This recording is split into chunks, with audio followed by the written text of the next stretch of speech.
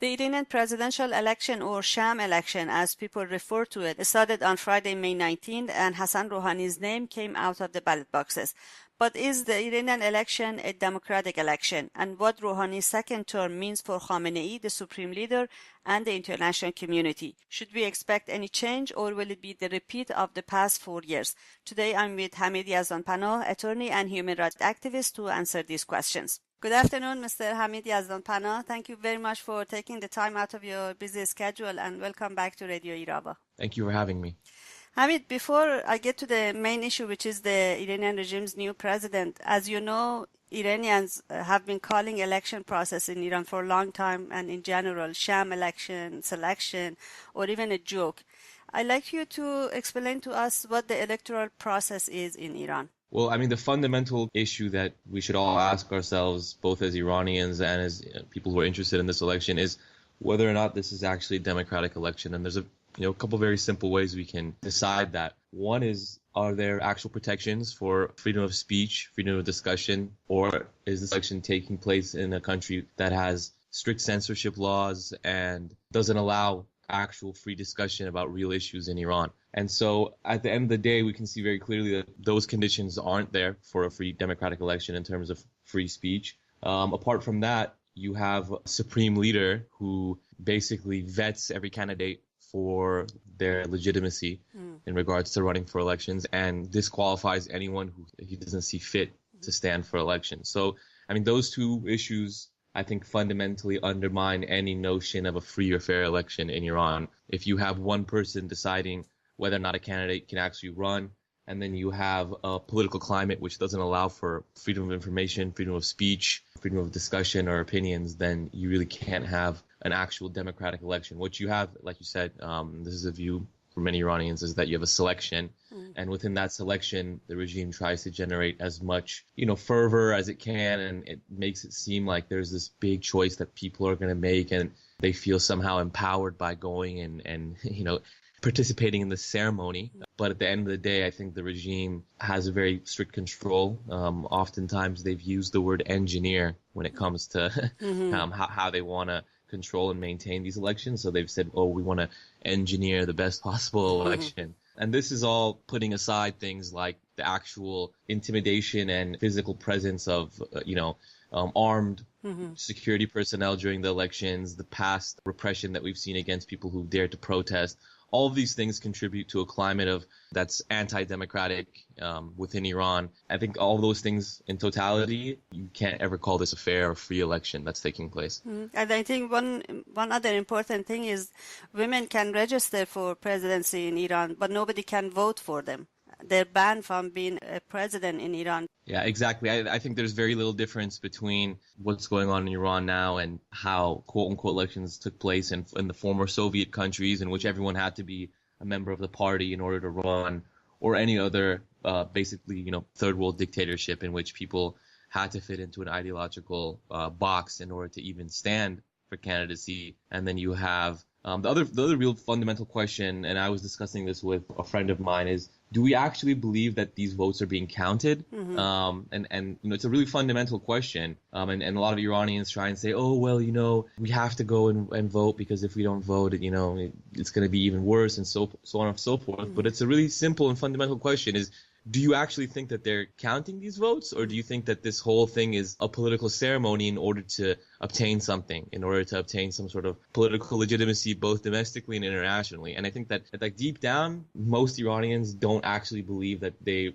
really do count the votes. I think they realize it's a political game, but they feel like they have no choice. And I think that's part of this regime's MO, is that they want to basically coerce people into taking a certain political action, and people are so unfortunately, they're so politically bankrupt, they have no other alternative but to feel like voting for someone like Rouhani is somehow the height of their political action. And even if you point out the fact that the regime benefits from their participation, they say, well, we're just doing this to make sure things don't get worse. So I think at the end of the day, that's also one of the regime's fundamental goals, is to put aside any actual democratic change, whether it's allowing the participation of women in politics, or having fundamental issues discussed, and turning it into sort of a ceremony where people can express their political wants and needs by wearing green or wearing purple or, these things that actually don't create real change, but can allow them to sort of blow off some steam, and allow the domestic population to be controlled or catered to in that way. But if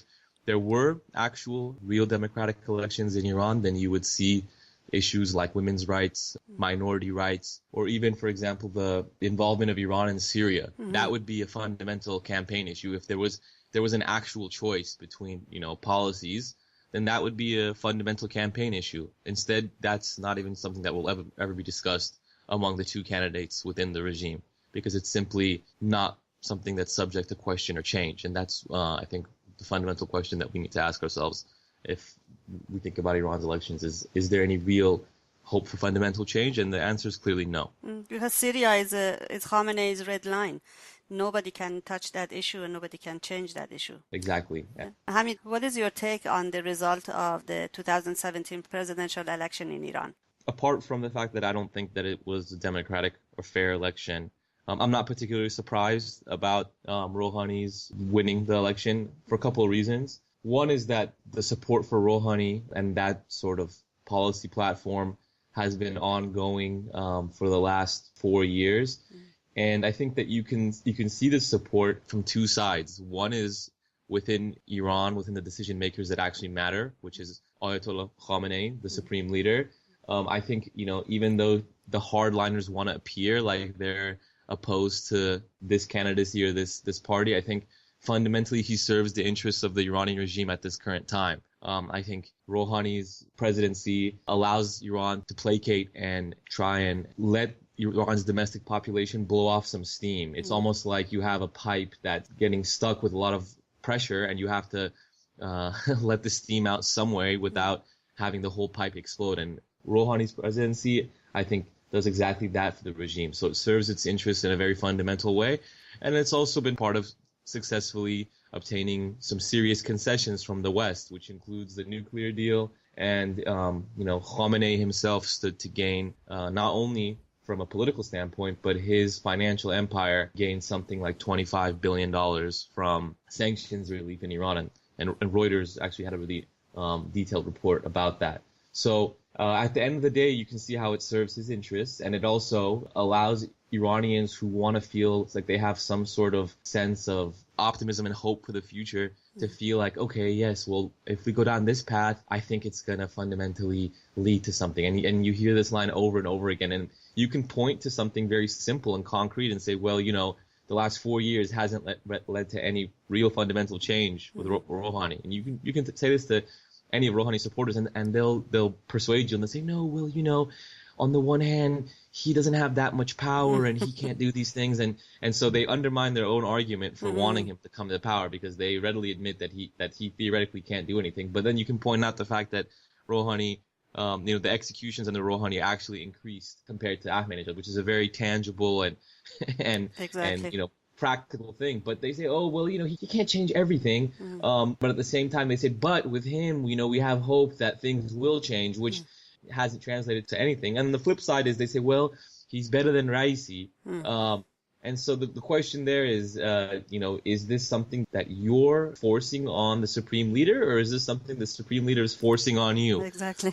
in this game, are you a chess piece or are you moving a chess piece? And if you're a chess piece for the supreme leader and he's moving you to do something, then I think that you need to, completely reassess where you stand in regards to this game. Because at the end of the day, I don't think that this hurts his interests at all. The other very important issue I think that most people don't realize or don't analyze is the West's support for Rouhani. And you can actually find this readily apparent within articles if you read the Western press and if you read it in a way where you can read between the lines. So I'll give you an example.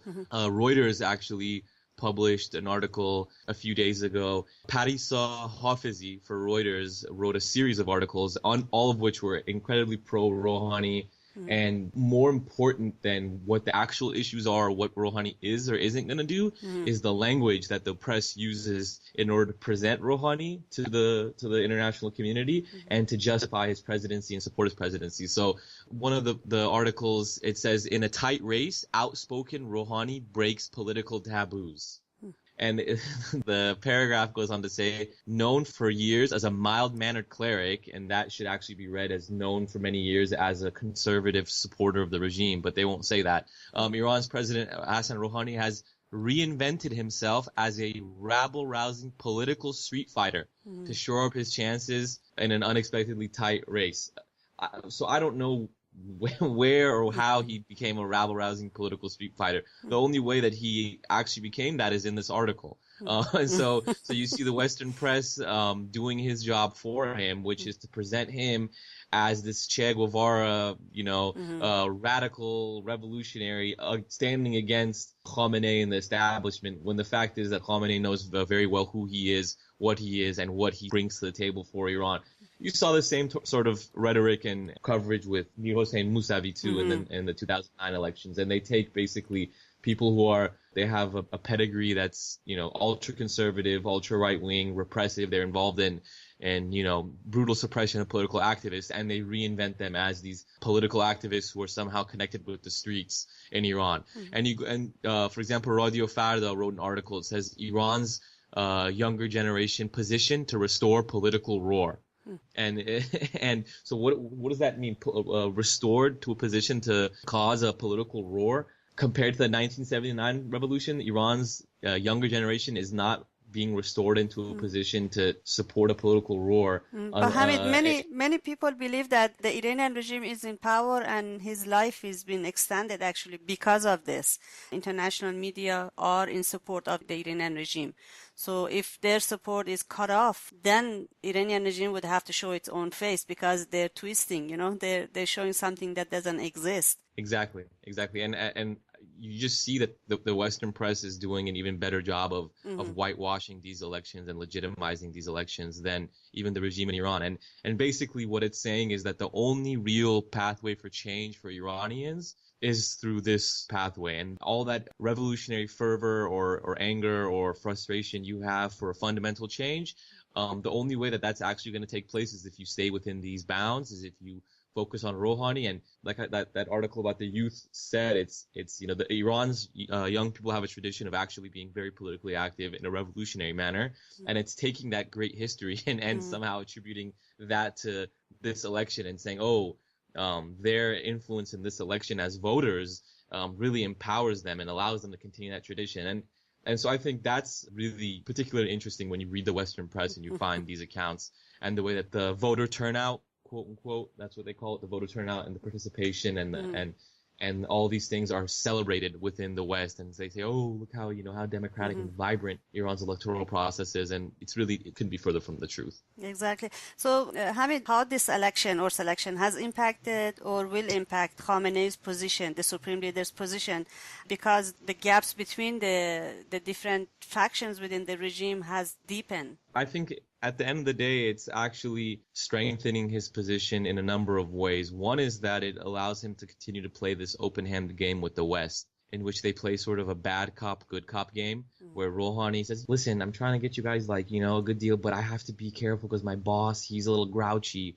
So let's keep it quiet. Let's keep it cool. Let's talk about these things. And then it allows Khamenei from a distance to maintain his ideological legitimacy among his more hardline supporters by saying, well, we're not completely in favor of Rouhani's actions and thoughts. And so he can play both sides by maintaining Rouhani. He can continue to pretend like he's not in favor of deals and discussions with the West, when in fact he stands to gain substantially from sanctions relief. And like I mentioned that Reuters report earlier, the sanctions relief for the regime was a very important political and economic victory, not least of all for Khamenei himself personally. So it allows him to gain that legitimacy, allows him to work with the West on a number of issues, including Iraq, Syria, and so forth, without the threat or possibility of actual serious confrontation, while at the same time he can continue to pretend like, we don't have fraud in our elections anymore. I respect the will of the people. Even though I wanted someone maybe from the hardline faction in theory to win, we have to respect the people and things are getting better and so on and so forth. So I think that while he can pretend like this wasn't what he wanted in terms of hardliners, he can play both sides. He can go to the hardliners and continue to say, well, I'm going to respect the people and the will of the people, while at the same time continuing his own political strategy, which is, for now, is to present this image of reform to the West while continuing to repress people in Iran and continuing to execute people, lead the world in per capita executions, and to continue, in theory, a theocratic dictatorship in Iran. Yeah, that was my next question. As expected, it came down to two candidates, Rouhani, who is the suppressor of the 1999 student uprising, and Raisi, the 1988 murders of thousands of political prisoners in Iran. But, you know, as we talked about, Rouhani's report card, I think in the past 4 years, speaks for itself. We had more than 3,000 executions. Some 80 of them were women, political and economic turmoil. It means it was worse than when Ahmadinejad was the president. But now that his name has come out of the ballot box, what kind of change should we expect, if any? I mean, the only fundamental change that I see is potentially more deals and investments with the West. Nothing substantive, nothing fundamental that I can foresee as a result of his re-election. Perhaps there'll be change in other regards that we don't expect, and I'm hoping for that. But apart from that, I think it's going to be a continuation of the status quo with this false hope given to ordinary Iranians that, okay, you know, he wants to make change, but he's not allowed to, or so on and so forth. But we haven't seen any meaningful change with regard to censorship or democratic rights, equality for women, human rights across the board. You know, there's nothing that you can actually point to that shows any real change. And it'll be a continuation of a policy of engagement with the West. And the West will continue to explore things like trying to invest within the regime in Iran. And at the end of the day, when you have the economy being controlled by the IRGC, up to 50 to 60% of the entire economy being controlled by the IRGC, we all know what that means. It means that if the West wants to invest within Iran, it's going to have to be on the terms of the regime. It's going to have to be part of a fascist, theocratic, military apparatus that exists within Iran. And nothing particularly good, in my opinion, will come of that.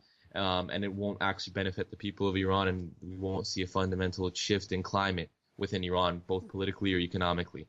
What about Syria, Hamid? Because I think Bashar Assad is the first leader who has congratulated Hassan Rouhani. What's going to happen in Syria? I don't foresee anything other than Iran continuing its policy of occupation, aggression, and intervention within Syria. And that's exactly what it is. It's been an ongoing foreign intervention.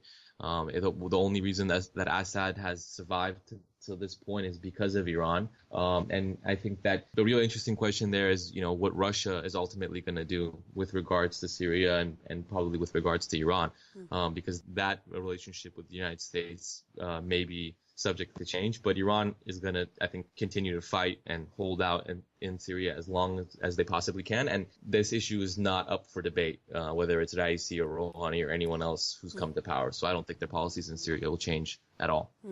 Hamid, one thing that all candidates in 2017 presidential election had in common was, during their campaign actually, was their animosity towards the Mujahideen Khalq, PMOI, or the MEK, Iranian resistance in general.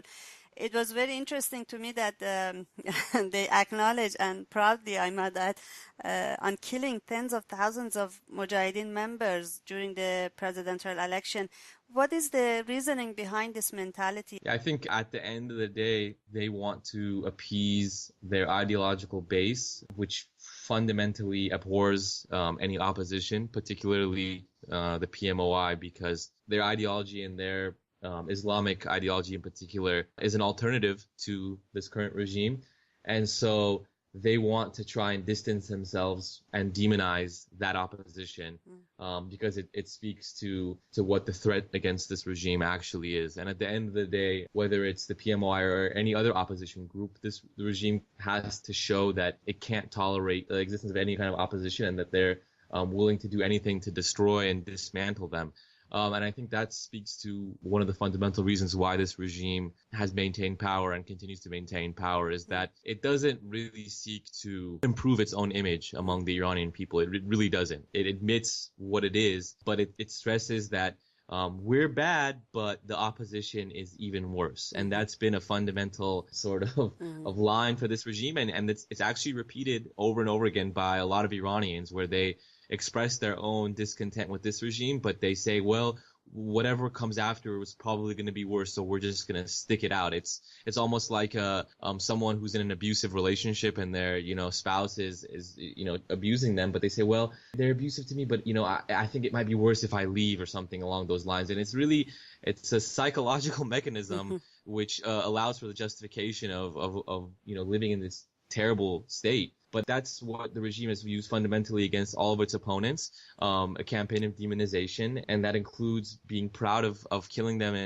and massacring them. And I think that you'll see that over and over again, and they have no remorse for their crimes. But I think in the long run, this tactic where they openly admit to their crimes against humanity and the massacres they've committed, it will come back to haunt them in the long run, just like we saw with those tapes from Montazeri that came out.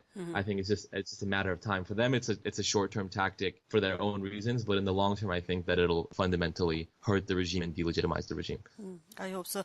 Thank you very much, Hamid, for your time, and have a great day. Thank you so much for having me.